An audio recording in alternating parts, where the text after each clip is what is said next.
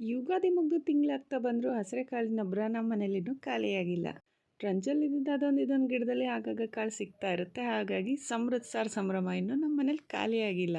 ಇದ್ಕಿದ ಬೇಳೆ ಸಾರಿಗೆ ಕಡಲೆ ಬೀಜ ಹಾಕೋದು ನಮ್ಮಮ್ಮ ಮಾಡ್ತಿದ್ದ ರೆಸಿಪಿ. ನಾನು ಕೂಡ ಅದನ್ನೇ ಫಾಲೋ ಮಾಡ್ಕೊಂಡು ಬರ್ತಾ ಇದ್ದೀನಿ.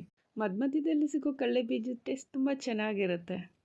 ಈಗಂತೂ ಮನೆ ತುಂಬ ಜನ, ಮನೆ ತುಂಬ ಮಕ್ಕಳು. ಒಂದೊಂದು ಟೈಮ್ಗೂ ಒಂದೊಂದು ವೆರೈಟಿ ಅಡುಗೆ ಖುಷಿಯಿಂದ ಮಾಡಿಸ್ಬಡಿಸಿದ್ರೆ ಅದ್ರ ಟೇಸ್ಟೇ ಬೇರೆ. ಇನ್ನು ಇವತ್ತು ಸೋಮವಾರ ಆಗಿದ್ದರಿಂದ ಇವತ್ತಿನ ಸ್ಪೆಷಲ್ ಒಬ್ಬಟ್ಟು.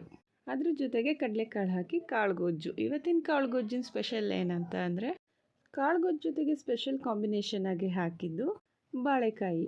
ನಮ್ಮನೇಲಿ ಹಬ್ಬದ ದಿವಸ ಏನು ಸಂಭ್ರಮ ಇರುತ್ತೋ ಮನೆಗೆ ಮಕ್ಕಳು ಬಂದರೂ ಕೂಡ ಅದೇ ಸಂಭ್ರಮ. ಅವ್ರು ಬಂದ್ರೇ ಹಬ್ಬದ ಸಂಭ್ರಮ ಇರುತ್ತೆ. ಇನ್ನು ಕಾಳುಗೊಜ್ಜಿಗೆ ಕಡಲೆಕಾಳು ಬಾಳೆಕಾಯಿನ ಸಪ್ರೇಟ್ ಬೇಯಿಸ್ಕೊಂಡು ಒಗ್ಗರಣೆ ಹಾಕಿ ಸ್ವಲ್ಪ ಗರಂ ಮಸಾಲೆಗಳನ್ನು ಆ್ಯಡ್ ಮಾಡಿದ್ರೆ ಟೇಸ್ಟಿಯಾದ ಬಾಳೆಕಾಯಿ ಕಡಲೆಕಾಳು ಕಾಳುಗೊಜ್ಜು ರೆಡಿ ಆಗುತ್ತೆ. ಇದು ನಮ್ಮನೆ ಬೇಸಿಗೆ ರಜೆಯ day 2 special. Thank you so much for watching my video.